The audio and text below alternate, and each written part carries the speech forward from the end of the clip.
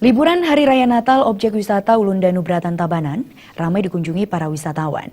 Meski sempat diterjang banjir beberapa waktu lalu, namun antusias dari wisatawan tetap tinggi menikmati alam di seputaran Ulun Danu Beratan.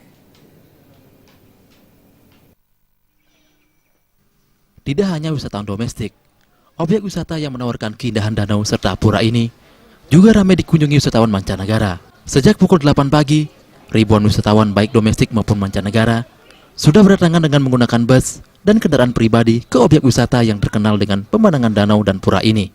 Dengan bayar tiket Rp20.000 bagi wisatawan domestik dan Rp30.000 bagi wisatawan mancanegara, mereka sudah bisa menikmati keindahan objek wisata Ulun Danu Beratan.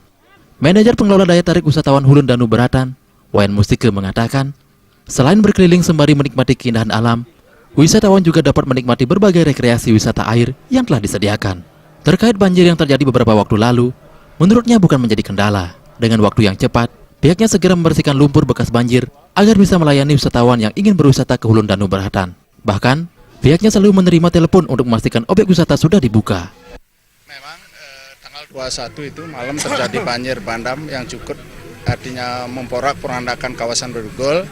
Tapi H-2 tamu sudah mulai berdatangan dan memang kita buka 24 jam untuk Ulun Danu, tidak ada masalah, cuma ada beberapa taman dan taman BJ yang kerusakannya cukup parah. Tapi untuk wisatawan yang berkunjung Ulun Danu sudah bisa cukup lumayan, tidak ada masalah hari ini. Kami tetap buka dan tahun baru rencana kita ada hiburan tambahan untuk menghibur wisatawan.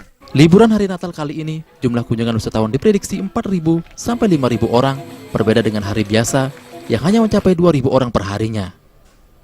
Jaya Kusuma, Bali TV.